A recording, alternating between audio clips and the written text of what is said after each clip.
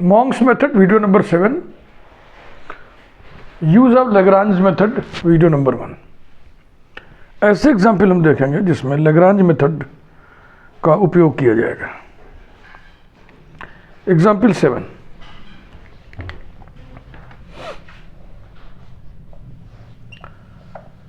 बहुत important example. Solve by Monks method.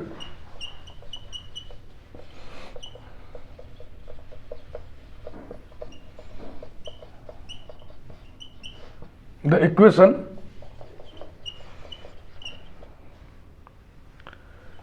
q into 1 plus q into r minus p plus q plus 2pq into s plus p into 1 plus p into t equals to 0।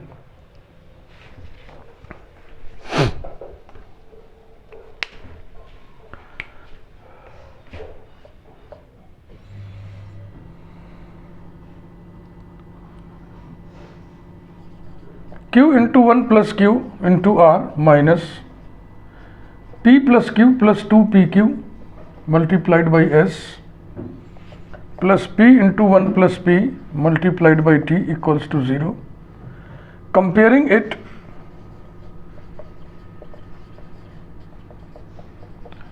with the standard form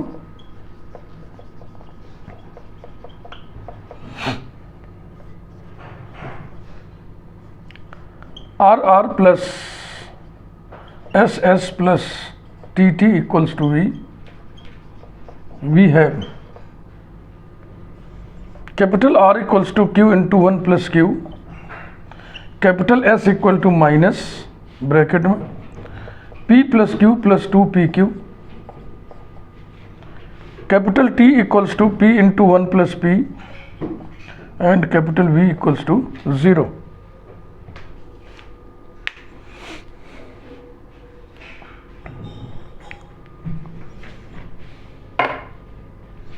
Let us write Monks subsidiary equations।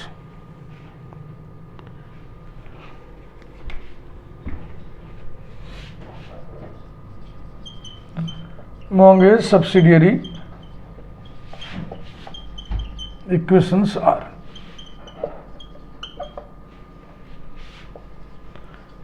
R dp dy plus t dq dx minus v dx dy equal to 0, एक ये होता है। और इसका जोड़ीदार r dy square minus s dx dy plus t dx square equals to 0। That is values रखिए सब।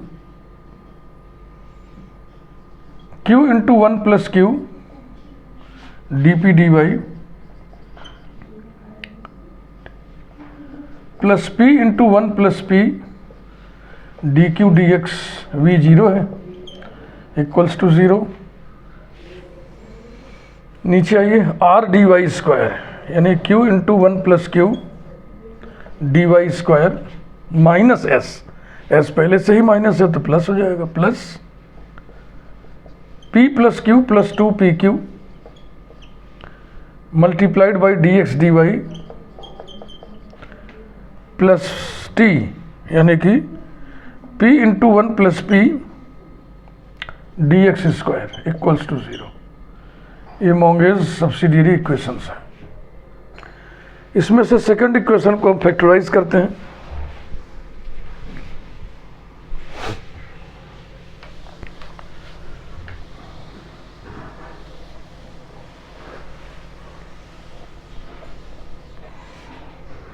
ठीक, आगे बढ़े। कंसिडरिंग सेकंड इक्वेशन,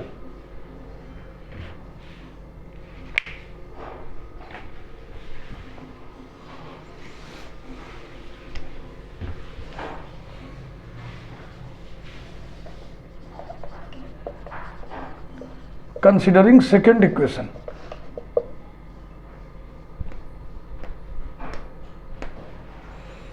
क्या है भाई second equation? q into 1 plus q d y square plus p plus q plus 2pq dx dy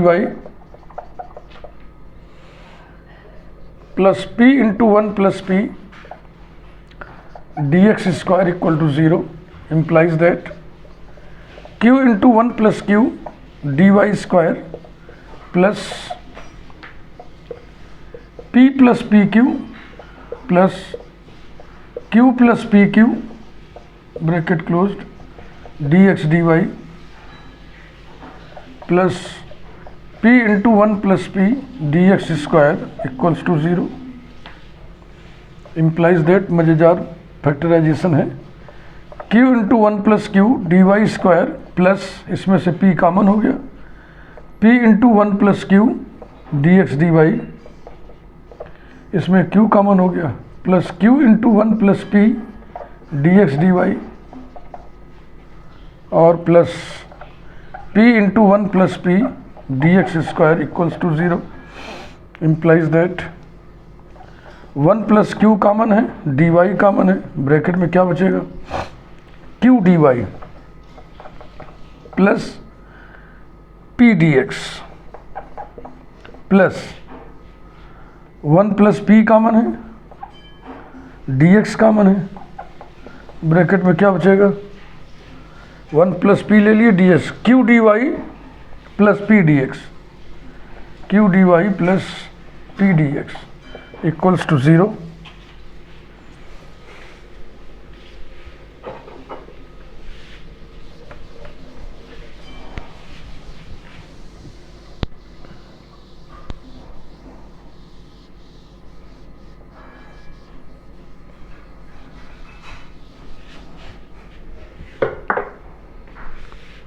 implies that q dy plus p dx दोनों में से कॉमन ले लिए, यानी कि p dx plus q dy common ले लिए।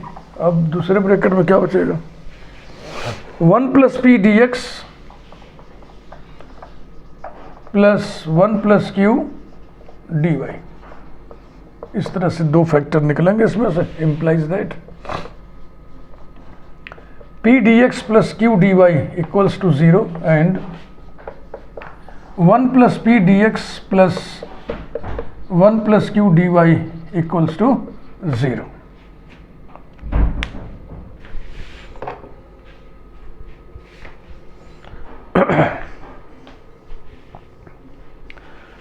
Thus, two systems of equations are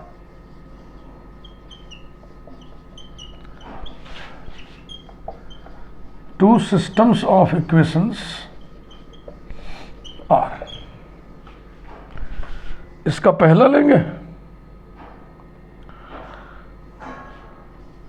q into 1 plus q d p d y plus p into 1 plus p d q d x equals to 0, और इसका पहला लेंगे p d x plus q dy equals to 0।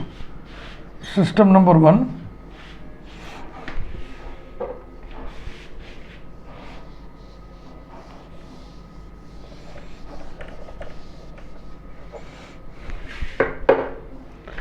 And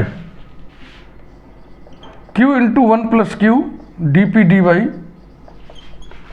plus p into 1 plus p d q d x equals to 0, और अब दूसरा वाला 1 plus p into d x plus 1 plus q into d y equals to 0। दो systems हमको मिल गए। अब हम निकालेंगे इंटरमीडिएट इंटीग्रल्स। यहाँ तक देख लो ध्यान से, अगर नोट कर रहे हो तो नोट कर लो, स्क्रीनशॉट से काम चला रहे हो तो वो कर लो।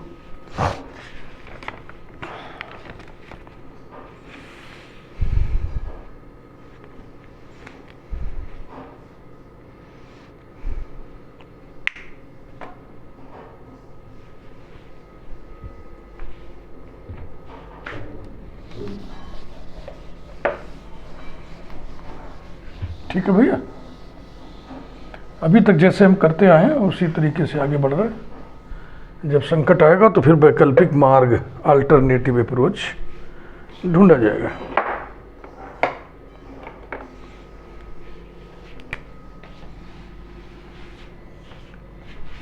Intermediate integrals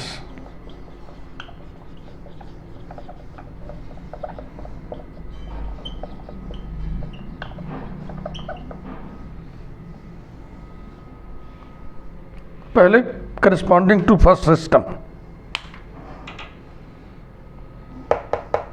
integrating second equation of one,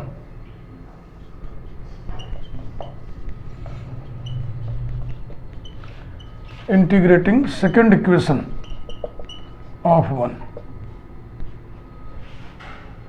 second equation bracket में लिख दो, p d x plus q d y equals to 0, that is dz equal to 0. We have z equal to c1. अब 1 के दोनों इक्वेशंस को हम combine करेंगे, combining equations of 1,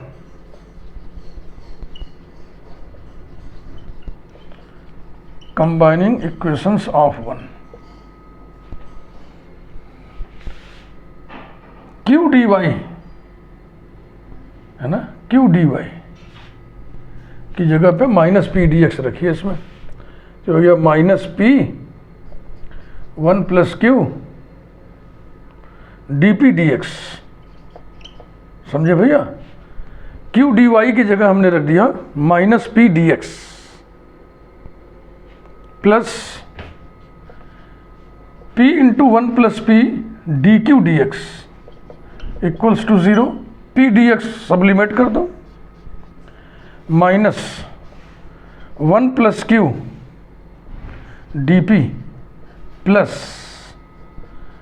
1 plus p d q equal to 0, variables are separable,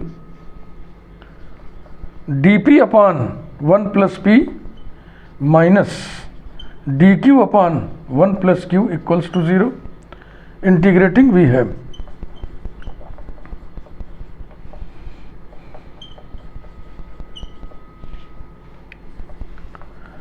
log of 1 plus p upon 1 plus q, ठीक है ना, log of 1 plus p minus log of 1 plus q equal to log c2.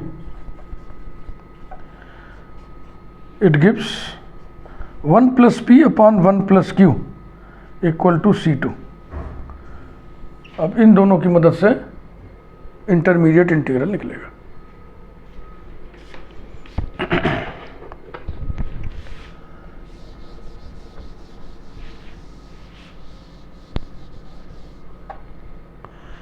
Therefore,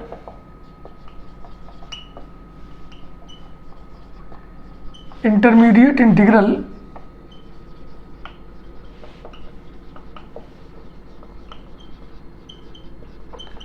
corresponding to first system is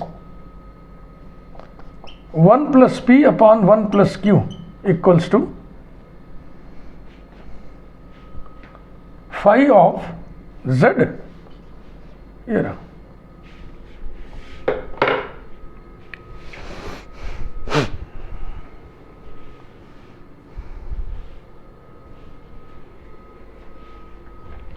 इस पे number ना डाल के या number कर लेते हैं ना, 3 नंबर 3. अब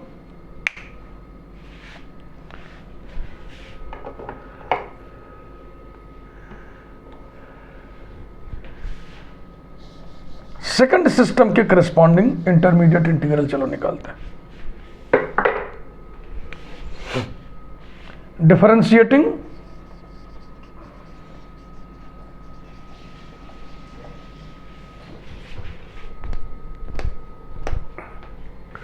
second equation of 2,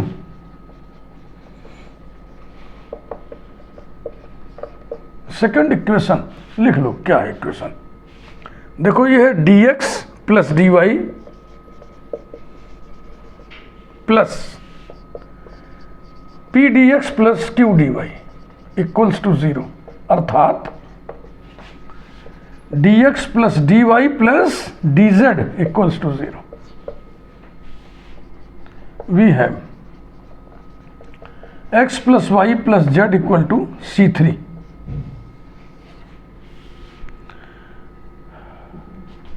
1 plus q d y को रिप्लेस कर देंगे minus 1 plus p d x से। 1 प्लस क्यू ये डी वाई है। Combining equations of two, combining equations of two minus 1 plus p d x, इसकी जगह रखा इन दोनों की जगह, बचा क्या q d P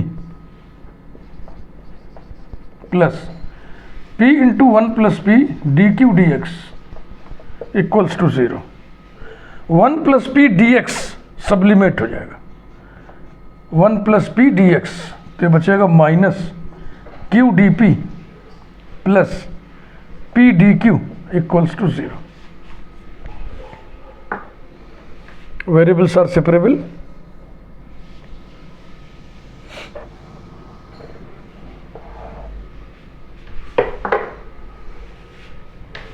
implies that dp upon p minus dq upon q equals to 0, which gives on integration, ऐसे लिख दें, which gives on integration log p minus log q equal to log c4, यानी p upon q equal to C4। इनको combined करिए,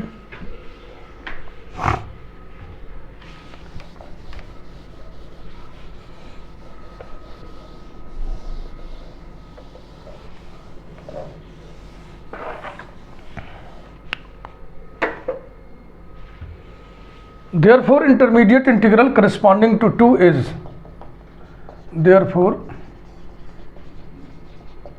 intermediate integral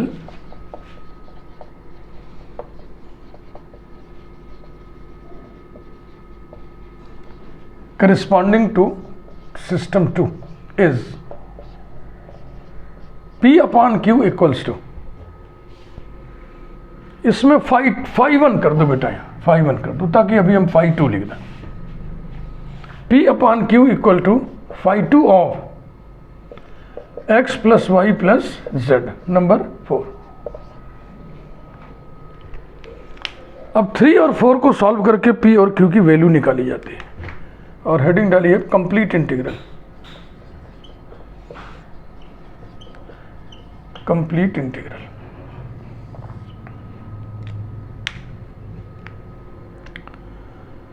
considering 3 and 4,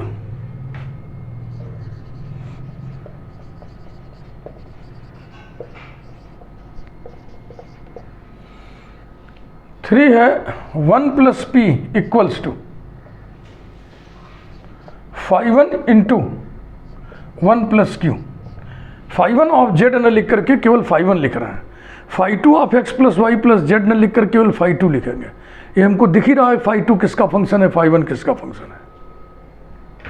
और p equals to phi 2 into q, p और q में simultaneous equation बना लें, p minus phi 1 into q, ठीक है भाई, equals to phi 1 minus 1। Numbering करना पड़ेगा तो यहाँ पे हम नंबर इसको ऐसे लिख दे रहे हैं R1 एंड दूसरे को R2 लिख देंगे। P minus phi 2 into q equals to 0 R2। चलो Q को पहले एलिमिनेट करें, मल्टीप्लाइंग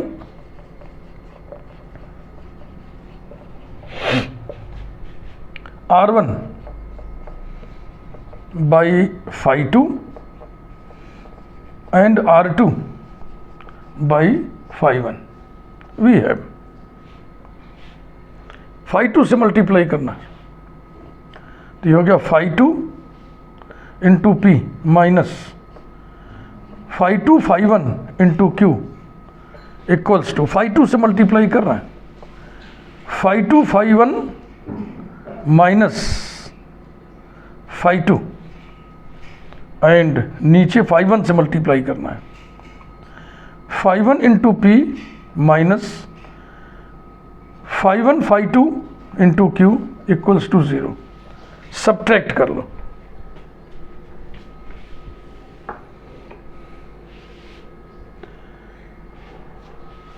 थ्री और 4 को कहीं पे हम प्रिजर्व करना चाह रहे हैं।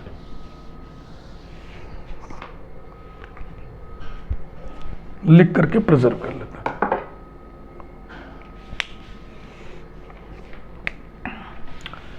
3 कहाँ है? वो है 1 plus p upon 1 plus q equals to phi 1 of z, ये है नंबर 3, और p upon q equals to phi 2 of x plus y plus z, ये है नंबर 4। प्रिजर्व्ड रहेंगे, है ना।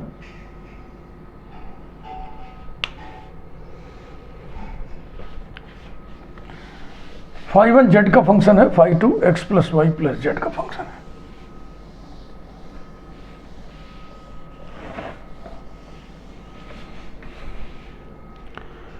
अब क्या करें? सब्ट्रैक्ट कर दें। सब्ट्रैक्टिंग वी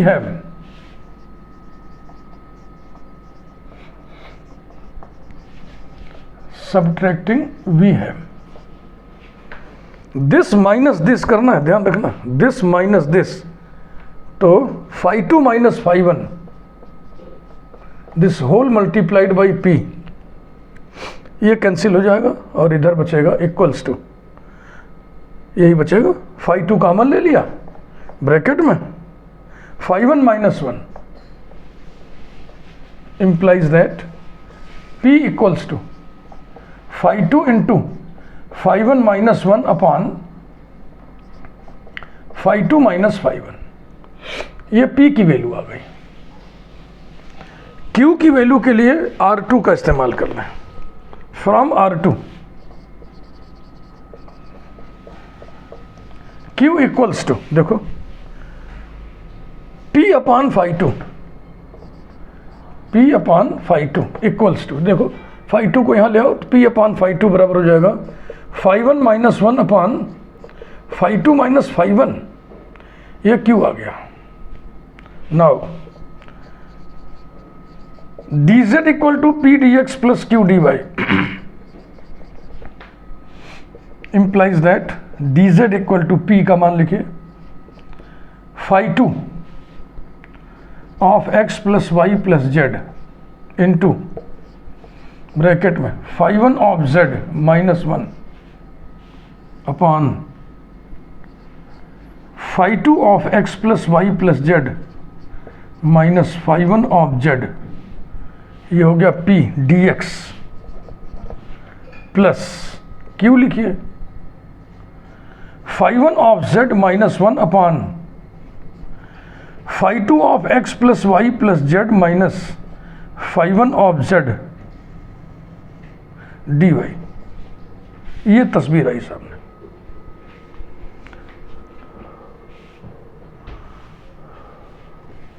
और ये इंटीग्रेबल नहीं है।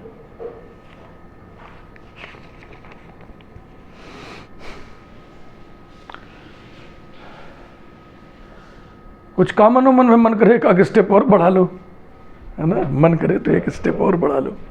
Implies that dz equal to, क्या कॉमन है देखो,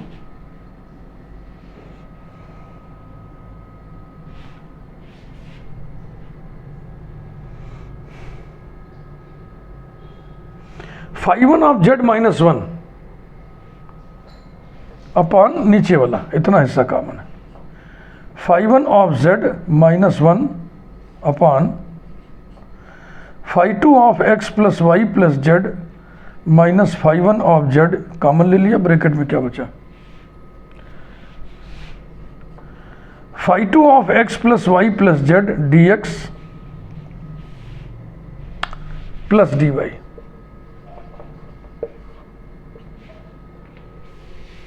एक्स वाई जेड इस प्रकार से उलझा हुआ है एक दूसरे से कि आप उसको सेपरेट नहीं कर सकते और आप इसको इंटीग्रेट नहीं कर सकते।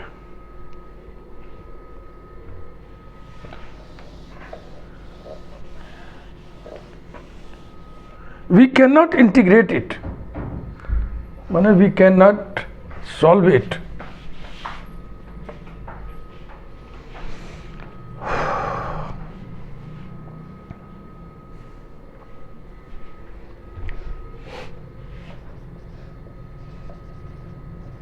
We cannot integrate it.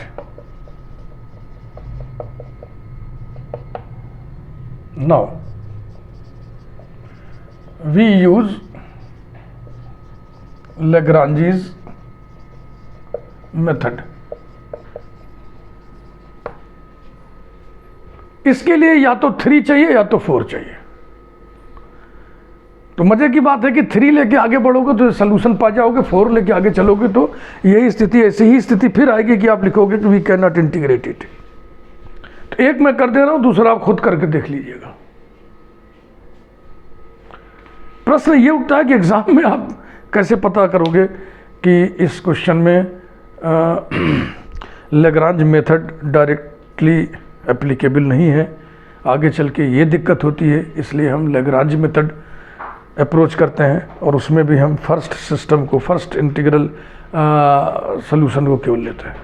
तो इसीलिए हमने जो है क्वेश्चन पे एग्जाम्पल पे 2 स्टार लगवाया था।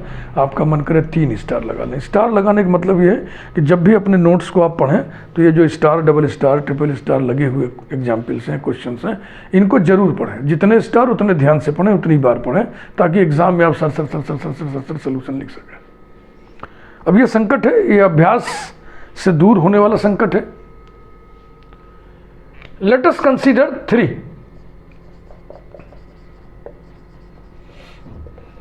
Let us consider 3. 1 plus p upon 1 plus q equals to phi 1 of z, implies that 1 plus p equals to phi 1 into 1 plus q,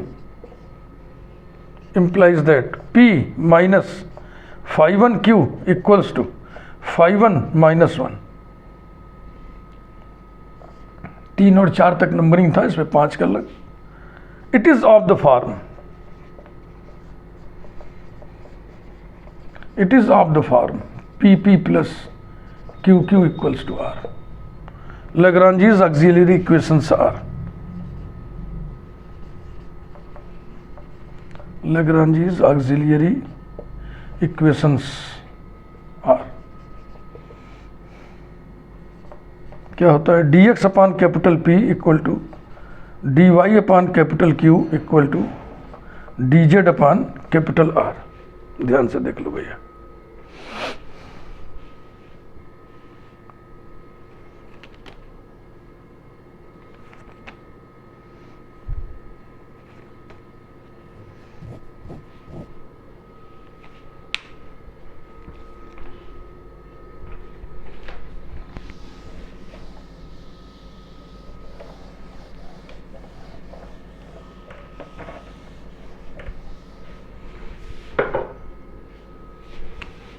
That is dx upon coefficient of P1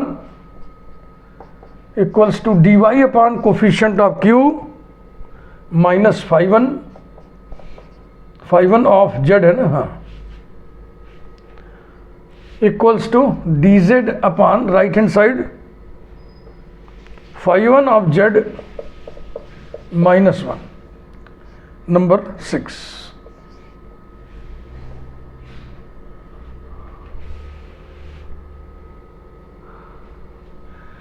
Taking first and third fractions,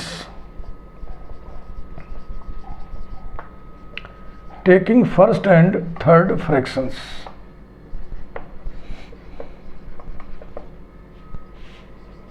dx equals to dz upon phi 1 of z minus 1।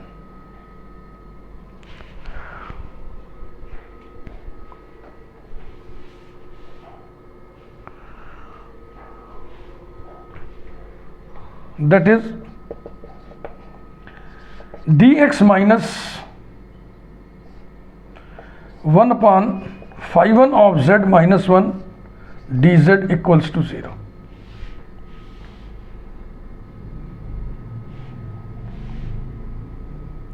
देखो dz के साथ जो coefficient है कुल मिला के है तो वो z का फंक्शन, इंटीग्रेट करोगे z का कोई दूसरा फंक्शन आ जाएगा। Integrating we get, integrating we है x प्लस फाइव 1 फाइव 2 लिए तो फाइव कर दे रहे हैं, five of z equals to small a, where small a is constant, arbitrary constant. एक सोल्यूशन और नंबर 6 का होगा ना, नीचे तीनों को जोड़ दिया जाए डिनोमिनेटर्स को तो 0 आ जाएगा, यानी कि choosing 1 1 1 as multipliers,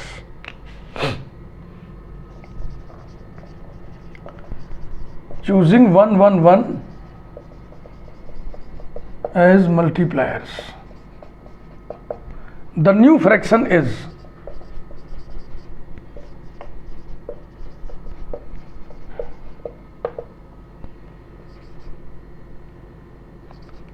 dx plus dy plus dz upon 0. Taking it with any fraction of 6.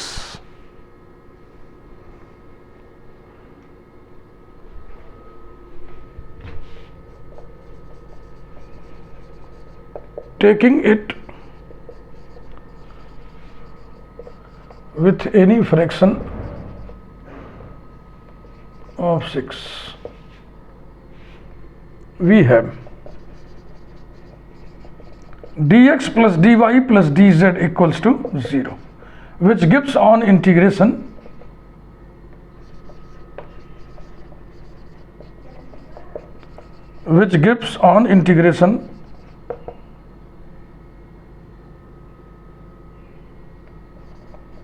x plus y plus z equal to b.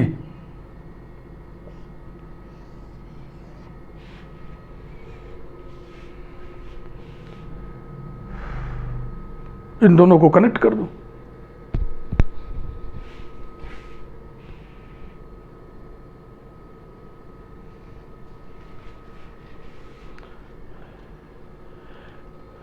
किसको सॉल्व कर रहे हैं हम लोग? 5 को ना, 5 का ही तो ये लैग्रांज लिखे थे हम लोग।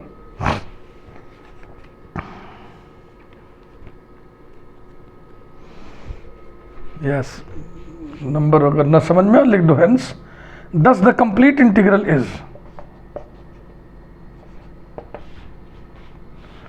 x plus five of z equal to psi of x plus y plus z। ये रहा, where phi and psi are arbitrary functions, where phi and psi are arbitrary functions।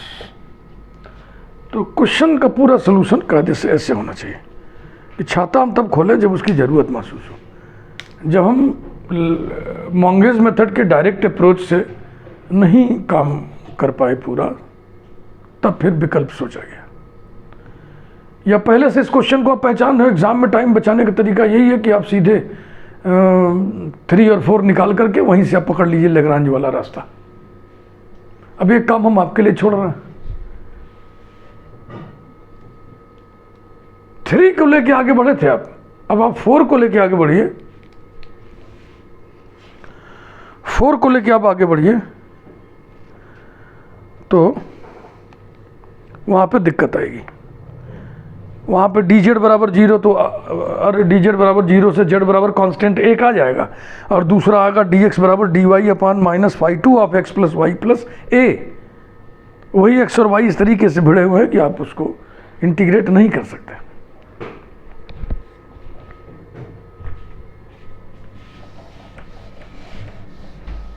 ठीक कर लेंगे ना, इसको लेके आगे बढ़िएगा तो फिर वही p p plus q q बराबर आर जैसा बनेगा।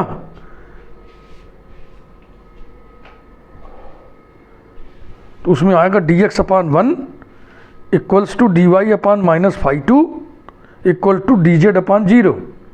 तो डी जेड अपान 0 से मिल जाएगा आपको जेड इक्वल टू कॉन्स्टेंट तीसरे फ्रैक्शन से। अब पहला दूसरा लोगे तो डी एक्स बराबर d y upon minus phi two of x plus y plus z, z की जगह वही कांस्टेंट मान लो, कांस्टेंट अल्फ़ा है तो minus phi two of x plus y plus alpha हो जाएगा। अब फाई टू के जेल में, फाई टू के कैद में एक्स और वाई इस तरीके से बंद है, ये अलग अलग हो ही नहीं सकता, तो आप इंटीग्रेट कर ही नहीं सकते। थैंक यू, बातचीत जारी रहेगी।